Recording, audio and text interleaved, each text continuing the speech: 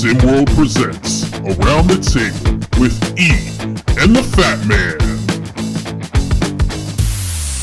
What's up, everybody? It's the B.O.B., and I'm here with another solo edition of Around the Table with E and the Fat Man, the podcast that me and E talk about whatever we want. On today's episode, with the last big commitment, last two big commitments, I should say, coming for SimWorld U, which gave Pope to USC and Viktoras Ilgauskas to Duke, figured we could kind of break down, at least who I think are going to be the top three teams heading into the SimWorld U season. Number three was a little difficult. There's teams with a lot of talent out there, but for me, I think the number three team that I think is going to have the most success this season is going to be Kentucky. To me, Jamison Johnson, Glory Tate, great pairing, and then the addition of, I think, an underrated addition is SimWorld Asia Pacific's Victor Soto. I really felt like Soto was a solid player for Asia Pacific, and I think he's going to balance that team out well. So I do think that Kentucky has the opportunity to be a top three team this coming season.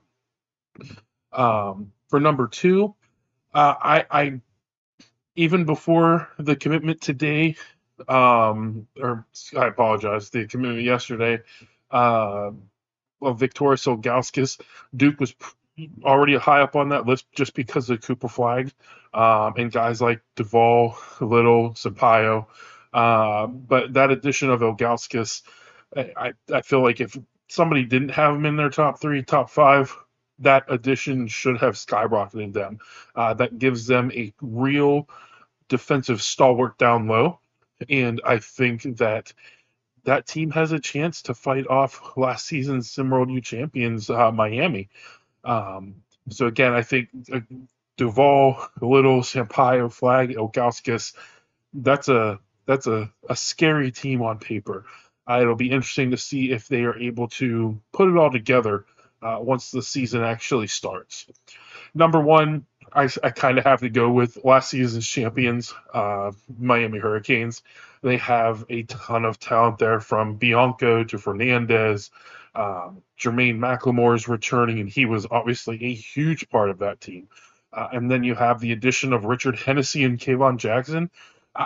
That team, they retooled.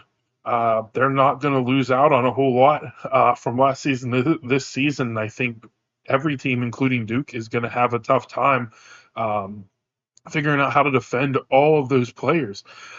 The key for that, though, is going to be, are they going to all be able to work together and continue to thrive despite all the talent? Is Kayvon Jackson going to be okay that he's not going to be the star of this team because McLemore is still there, and you still have Bianco and Fernandez, again, two very, very, very good players. Bianco, one of the most athletic, if not the most athletic SimWorld prep player ever.